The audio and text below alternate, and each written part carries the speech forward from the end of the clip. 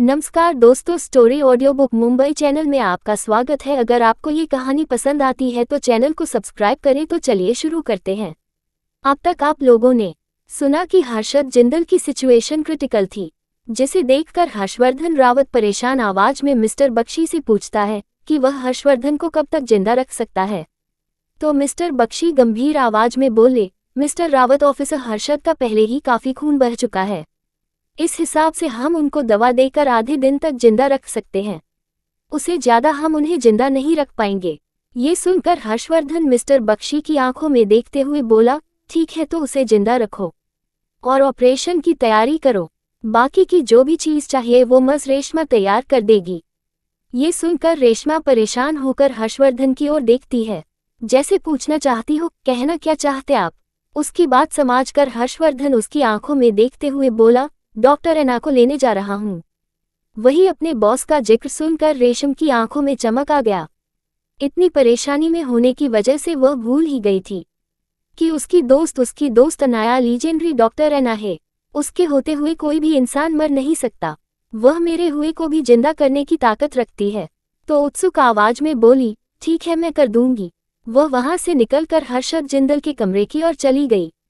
उसके जाते ही हर्षवर्धन बाकी लोगों की ओर देखकर बोला, चिंता मत कीजिए, मैं डॉक्टर को लेकर जाऊंगा, कुछ नहीं होगा हर्षद को। तब तक आप बाहर की सिचुएशन का मुआयना कर लीजिए और हाँ, हॉस्पिटल की सिक्योरिटी बढ़ा देना। इस वक्त हर्षद की हालत क्रिटिकल है, कहीं ऐसा ना हो कि इस चीज का फायदा दुश्मन उठा ले। वही उसकी बात सुनकर जिंदल परिवार भी समझ गया। वह भी बाकी के सारी चीज देखने के लिए वहां से चले गए। जाने से पहले उन लोगों ने हर्षवर्धन का आभार व्यक्त किया, क्योंकि वह सच में हर्षवर्धन के लिए कृतज्ञ थे। वह छह कर भी लीजेंडरी डॉक्टर एना को बुला नहीं सकते थे। वैसे उन सबको नहीं पता था कि उनकी नातिन ही लीजेंडरी डॉक्टर एना है, शिवाय आकाश को पता था कि जब तक उसकी बहन है उसके बड़े भाई को कुछ नहीं होगा। लेकिन वह पहले ये चीज अपने दिमाग से निकाल चुका था, वरना वह पहले ही अपनी बहन को बुला लेता है। वहीं दूसरी ओर हर्षवर्धन बाहर निकला और बाहर निकलते ही उसने किसी को फोन किया। यह कोई और नहीं, अनाया की सेक्रेटरी बेला थी, जो अनाया की बाकी की चीजों की देखभाल करती थी। बेला अपने दूसरे बॉस का फोन देखकर डरते हुए बोली, बॉस, आपने मुझे क्यों याद किया, क्या कोई काम था? तो हर्षवर्धन अपनी रौबदार आवाज में ऑर्डर देते हुए बोला, सेक्टर 12 में जाने की तैयारी करो, मुझे जल्द से जल्द अपनी बीवी से मिलना है। ये सुनकर बेला परेशान हो गई, क्योंकि वहां पर कोई इमरजेंसी सिचुएशन थी। तो बेला हर्षवर्धन को वहां लेकर नहीं जाना चाहती थी, लेकिन वह उसकी बात काट भी नहीं सकती थी, इसलिए वह हकलाती हुई आवाज में बोली, लेकिन बॉस। अभी बेला आगे कुछ बोलती, उससे पहले ही हर्षवर्धन अपनी खतरनाक आवाज में बोला, मेरे पास वक्त नहीं है, आधे घंटे में प्राइवेट जेट मेरे विला के बाहर होना चाहिए और तुम खुद मुझे वहां लेकर जाओगी। इतना बोलकर वह फोन काट देता है। वही अपने दूसरे बॉस की इतनी खतरनाक आवाज सुनकर तो बेला भी डर से कांपने लगी। वह कोई लड़की नहीं थी, वह एक ट्रेन किलिंग मशीन थी। उसे बचपन से ही ट्रेन किया गया था।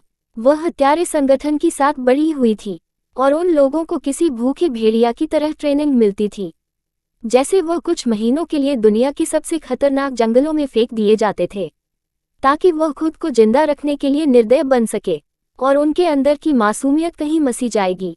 लेकिन फिर भी हर्षवर्धन की इतनी रौबदार आवाज सुनकर तो वह भी डर से कांपने लगी थी। वैसे भी उसके पास अब हर्षवर्धन के ऑर्डर फॉलो करने के अलावा कोई भी चारा नहीं था, क्योंकि अनाया ने साफ साफ उन लोगों को पहले ही बता दिया था कि वह कभी हर्षवर्धन की बात को अनसुनी ना करें और उससे भी पहले हर्षवर्धन को तवज्जो दिए। इसलिए वह तुरंत अपने बॉस का ऑर्डर फॉलो करने के लिए निकल गया। दूसरी ओर दवाइयां ऑपरेशन थिएटर में जा चुकी थी। बिस्तर के सामने हर्षद जिंदल की ऐसी हालत देखकर उसकी आंखें भी नम हो गई। वह हर वक्त खुद को सख्त और मजबूत दिखाता था, लेकिन अपने पति की ऐसी क्रिटिकल सिचुएशन देखकर उसके अंदर भी कुछ टूटा हुआ सा महसूस होने लगा था। वह खुद को शांत करते हुए हर्षद के सिर पर हल्का सा हाथ फिराते हुए बोला, मैं तुम्हें कुछ नहीं होने दूंगी। इतना बोलकर वह अपनी आंखें बंद कर देती है तो उसकी आंखों में से एक आंसू का कतरा निकालकर हर्षद जिंदल के हाथ पर गिर जाता है। दूसरी ओर रेशमा हर्षवर्धन की वो हर तरह की ट्रेनिंग करती, खास करके मेडिकल ट्रेनिंग, ताकि कभी अगर इमरजेंसी सिचुएशन आई तो वह लोग ऑपरेशन में उसे असिस्ट कर सके। इस वजह से रेशमा को भी मेडिकल की अच्छी खासी नॉलेज थी। आप लोग उसे एक डॉक्टर कह सकते थे, लेकिन वह कभी क्रिटिकल सिचुएशन हैंडल नहीं करती थी। वह बस हर बार अनाया को असिस्ट करती थी। इसीलिए उसके अंदर कॉन्फिडेंस नहीं था कि वह अपने पति का ऑपरेशन कर सके या फिर उसे बचा सके। अब उसके पास सिर्फ आखिरी रास्ता था, उसकी दोस्त अनाया। वह जानती थी कि सच जानने के बाद हर्षद को कुछ नहीं होगा। तब तक के लिए वह बस उसको नॉर्मल रखना चाहती थी। लेकिन तभी उसके कानों में मशीनों की बीप की आवाज़ सुनाई थी। उसने देखा तो मशीन से तेजी से हार्ट रेट बढ़ने की आवाज़ आ रही थी। ये देखकर एक पल के लिए रेशमा डर गई। दरअसल रेशमा जब इमोशनल होकर बातें कर रही थी, तभी हर्षद जिंदल ने रिएक्ट किया और उसके हाथ के नज़दीक बुलेट होने की वजह से उसकी हार्ट रेट बहुत ज़्यादा फास्ट हो गई। अगर ऐसा ही चलता रहता तो उसकी जान जाने में ज़्यादा वक्त नहीं लगता। तभी एक गोली उसके कंधे के अंदर चली जाती है। यह महसूस करते ही रेशमा पैनिक करने लगी। वह तुरंत वहां पड़ी हुई बोतल में से एक दवाई का इंजेक्शन निकालती है और हर्षद के हाथ में लगा देती है। थोड़ी देर में हर्षद बेहोश हो गया। क्या रेशमा को कुछ भी करके हर्षद की हार्ट रेट को नॉर्मल रखना था, इसीलिए उसे बहस करना सबसे अच्छा था। वह और कोई भी क्रिटिकल सिचुएशन नहीं लाना चाहती थी। इसीलिए उसने सोचा था कि जब तक अनाया वापस नहीं आती, तब तक वो हर्षद को हो सके उतना बेहोश ही रखेगी, ताकि आगे से उसकी हार्ट रेट में कोई फ्लक्चुएशन ना हो। वहीं दूसरी ओर एक अंधेरे कमरे में बैठा हुआ आदमी फोन पर बात कर रहा था। वह गंभीर आवाज में बोला, बॉस काम हो गया है, जैसा आपने कहा था। वैसे हर्षद जिंदल मौत के मुंह से जूझ रहा है। तभी सामने से रौबदार आवाज आई, जो पूछ रही थी, उसकी जिंदा रहने की संभावना कितनी है? मुझे वह मरा हुआ चाहिए। मैं जिंदल परिवार को खुश नहीं रहने दे सकता। ये सुनकर सामने वाला आदमी गंभीर आवाज में बोला, हर्षद जिंदल काफी घायल है और जहां तक मुझे पता है, उसके दिल के बहुत ज्यादा करीब गोली लगी है। उसका बच पाना तकरीबन नामुमकिन है। मालिक कोई भी इंसान उसे बचा नहीं सकता है। ये सुनकर सामने वाला आदमी किसी शैतान की तरह हंसते हुए बोला, तुम्हारे लिए भी यही अच्छा होगा कि तुम मेरी कही हुई बात को अच्छे से समझ लो। मुझे हर्षद मरा हुआ चाहिए। अगर ऐसा नहीं हुआ तो तुम्हारे लिए अच्छा नहीं होगा। वही अपने मालिक की धमकी सुनकर सामने वाला आदमी भी डर गया। वह बहुत अच्छे से जानता था कि उसका मालिक कितना कमल का है। वह अभी जिंदल विला में ही रह रहा था, उसका शुभचिंतक बनकर, लेकिन पीछे से वह इस परिवार को मौत की ओर कर रहा था। वह आदमी भी गंभीर आवाज में बोला, मलिक ने वहां की चीजों को अच्छे से पता करके आपको बताता हूँ। कौन है यह आदमी और क्यों उसने जिंदल विला पर निगरानी रखी? सेक्टर 12 में। दूसरी ओर सेक्टर 12 में थोड़ी देर पहले ही एक प्राइवेट प्लेन लैंड हुआ था। यह कोई और नहीं, हमारा हीरो हर्षवर्धन था। हर्षवर्धन एक रौबदार पर्सनैलिटी का मालिक था। कितनी भी क्रिटिकल सिचुएशन क्यों ना हो, उसके चेहरे पर बहुत कम एक्सप्रेशन आते थे और डरना तो उसने कभी सीखा ही नहीं था। लेकिन आज उस निर्मोही हर्षवर्धन के चेहरे पर हल्की सी एंजाइटी नजर आ रही थी। उसकी वजह थी उसके मॉम डैड। और जैसे ही जेट नीचे उतरा, आसपास का माहौल देखकर उसकी आंखों में अजीब सी चमक आ गई। हालांकि उसने ये सारा नज़ारा कंप्यूटर के जरिए देख लिया था। वह जानते थे कि उसके मोम डैड कैसे एरिया में रह रहे हैं और वहां पर किसी कैदी चीज है। लेकिन इन सभी चीजों को सामने से देखने के बाद उसके अंदर एक बेचैनी सी आने लगी। वह समझ नहीं पा रहा था कि वह अपनी मॉम को पहली बार देखने के बाद कैसा रिएक्ट करेगा और वह अपने पापा से किस तरह से बात करेगा। क्या वो ठीक हो गए? इसी तरह की चीज वह अभी सोच रहा था। तभी उसके कानों में सेक्रेटरी बेला की आवाज आई, बॉय इस तरफ चलिए, हमें देर हो रही है। ये सुनकर हर्षवर्धन भी होश में आ गया। वह तुरंत अपने निर्मोही रूप में आ गया। आज वह यहाँ पर अकेला आया हुआ था। उसके साथ कोई भी सिक्योरिटी नहीं थी।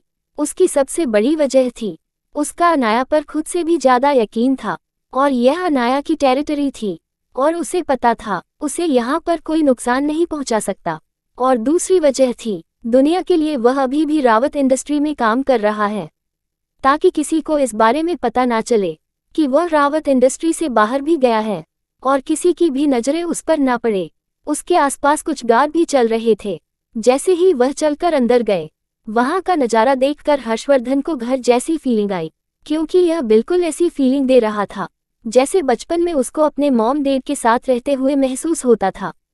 वैसे भी कई सालों से उसके मॉम डैड यही रह रहे थे। और वह अपनी मॉम की आदतों को बहुत अच्छे से जानता था कि उसकी मॉम जिस भी जगह पर रहती थी उस जगह को अपने हिसाब से बदल देती थी। और वह अपनी बीवी को भी जानता था कि वह उसके मॉम डैड का बहुत अच्छे से ध्यान रखती होगी, और उसने उसकी मॉम की इच्छा की रिस्पेक्ट करके उसको इस घर में बदलाव करने की परमिशन दे दी होगी। वह गौर से पूरे घर को देख रहा था। ये घर एक सी फेसिंग समुद्र किनारे का घर था। यहाँ पर बाहर की साइड एक बहुत खूबसूरत गार्डन था जिसमें स्विमिंग पूल से लेकर बहुत बड़ा फूलों का बगीचा था।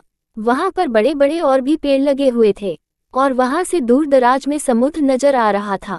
वही अंदर की तरह काफी खूबसूरत पेंट हाउस था जहाँ पर एक बहुत बड़ा हॉल, कई सारे कमरे, किचन, दूसरी मंजिल पर भी कई सारे कमरे थे। उसके पीछे यूनिक तरह की मेडिकल लेबोरेटरी थी। यहाँ पर हर चीज की सुविधा थी। हर्षवर्धन पहले से ही जानता था कि यह जगह काफी खूबसूरत है, लेकिन अंदर इतनी हड़बड़ा देखकर वह एक पल के लिए रुक गया। वही सेक्रेटरी बेला भी वहां घूम रहे स्टाफ को देखते हुए एक स्टाफ को रोते हुए बोले, क्या हो रहा है? तो वह स्टाफ डरते हुए बोली, वह मालिक आए हुए हैं, इसीलिए ये सारी तैयारियां हो रही है। वह काफी क्रिटिकल सर्जरी को परफॉर्म कर रहे हैं, तो सर्जरी के बाद उनकी जरूर की चीजों की तैयारी होने के लिए ये सारी हड़बड़त है। और हमें पता चला है कि आज मास्टर काफी गुस्से में थे। किसी डॉक्टर ने उन्हें धोखा दिया है, इसी वजह से पेशेंट की हालत क्रिटिकल हुई थी। ये सुनकर बेला गहरी सांस लेकर गुस्सा में बोली, ऐसा है तो सच में उसे डॉक्टर को जिंदा रहने का कोई हक नहीं है। उसकी हिम्मत कैसे हुई मेरे बॉस को धोखा देने की? लेकिन उसने हर्षवर्धन के चेहरे के बदलते हुए एक्सप्रेशन नहीं देखे। हर्षवर्धन बहुत पहले से ही जानता था कि यह कोई हॉस्पिटल नहीं है, यह अनाया का पर्सनल एरिया था, और उसे ये भी पता था कि यहाँ पर सिर्फ एक ही पेशेंट था, वह थे उसके डैड। और अगर किसी ने किसी पेशेंट को नुकसान पहुंचाया था, इसका मतलब था उसके डैड की जान खतरे में थी, इसलिए वह तुरंत आगे बढ़ गया। बेला भी तुरंत हर्षवर्धन के पीछे जाने लगी। वह हर्षवर्धन को उस एरिया में ले जा रही थी जहां पर मेडिकल की सारी फैसिलिटीज थी। हर्षवर्धन अब तक गुस्से से बौखला चुका था, हालांकि उसके चेहरे के एक्सप्रेशन अभी भी भावहीन थे और वह किसी डेंजरस माफिया की तरह चलकर आगे जा रहा था। लेकिन वह अंदर से गुस्से से फट रहा था। उसे यह चीज बर्दाश्त नहीं हो रही थी कि कोई उसके डैड को नुकसान कैसे पहुंचा सकता था। वह जैसे ही लॉबी में पहुंचा, उसने सामने का नजारा देखकर उसकी आंखें तकरीबन बाहर आने को थी। दरअसल सामने अनाया ने थोड़ी देर पहले ही ऑपरेशन खत्म किया था, जिसकी वजह से वह बाहर आकर हर्षवर्धन की मॉम सीमा रावत से बात कर रही थी। लेकिन तभी वहां पर वही डॉक्टर आया और गिड़गिड़ा कर अनाया से माफी मांगने लगा। वह जानता था कि अगर एक बार वह पकड़ा गया तो उसका जिंदा रहना मुश्किल हो जाएगा, और वह अपनी बीस की क्रूरता को भी जानता था। उसे माफी मांगते हुए कह रहा था कि उन्होंने ये सब कुछ सिर्फ सीमा जी के लिए किया। वह उन्हें सच में पसंद करता है और उनके लिए लॉयल है। मेरा कोई और इरादे नहीं है, मैं उन्हें एडमिरे करता हूँ। इतना बोलकर वह सीमा जी की ओर देख रहा था।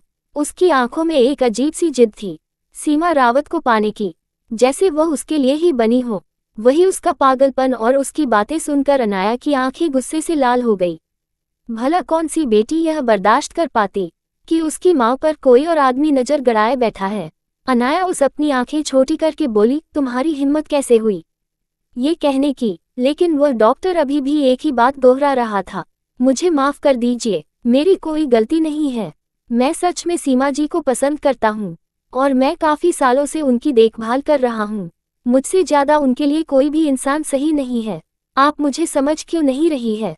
इसी तरह की वह कई सारी बातें करता है, लेकिन वह इस बात से अनजान था कि कॉरिडोर के कोने में खड़ा हुआ आदमी किसी नर्क के राजा की तरह ये सारा तमाशा देख रहा था, और ज्यादातर बातें उसने सुन भी ली थी, और वह अब तक सारी सिचुएशन समझ भी चुका था कि यही आदमी वही है जिसकी वजह से उसके डैड की हालत खराब हुई, और यह घटिया आदमी उसकी मॉम पर नजर डर कर बैठा था। अनाया फ्रस्ट्रेटेड हो चुकी थी। वह गुस्से में दांत पीसते हुए उस देखकर बोली, इसे ले जाओ, मैं उसे और नहीं देखना चाहती। अभी वह इतना ही बोली थी, तभी उसके कानों में दर्द से कराहने की एक आवाज आई। यह कोई और नहीं, वही डॉक्टर था जो कब से रिक्वेस्ट कर रहा था कि उसे छोड़ दे, और उसे पीटने वाला भी कोई और नहीं, हमारा हैंडसम हीरो हर्षवर्धन था, जिसकी गुस्से से आंखें लाल हो चुकी थी, और उसने एक ही लात में उस डॉक्टर का जबड़ा हिला दिया था। और उसके कुछ दांत भी टूट चुके थे। वहीं इस आवाज को सुनकर हर किसी की नज़र हर्षवर्धन पर चली गई। वहां खड़े हुए हर कोई अलग अलग नज़रों से हर्षवर्धन को देख रहा था। जैसे कि वहां का स्टाफ थोड़ा परेशान हो चुका था किसी अनजान शख्स को वहां देखकर। वही हर्षवर्धन की प्यारी सी बीवी थोड़ी आश्चर्य में थी, क्योंकि उसे नहीं पता था कि हर्षवर्धन यहाँ आने वाला था। और अगर सबसे ज्यादा कोई सदमे में था तो वो थी हर्षवर्धन की माँ सीमा रावत। अपने बेटे को इतने सालों के बाद देखकर उनकी आंखों में आंसू आ चुके थे। वह बहुत मुश्किल से खुद को रोककर बैठी थी रोने से। वह ममता भरी नजरों से हर्षवर्धन को देखे जा रही थी। कहने को तो हर्षवर्धन की मॉम 50 साल की थी, लेकिन उन्होंने खुद को बहुत अच्छे से मेंटेन करके रखा था। वह अभी भी 35-40 साल की ही नजर आती थी। वह ममता भरी नजरों से हर्षवर्धन को देख रही थी। कैसी मुलाकात होगी हर्षवर्धन की अपने माता पिता से, और क्या सजा देगा हर्षवर्धन इस डॉक्टर को, और क्या अनाया वक्त पर हर्षद को बचा पाएगी। अगर आपको अगला एपिसोड चाहिए तो लाइक करें, कमेंट करें और चैनल को सब्सक्राइब करें।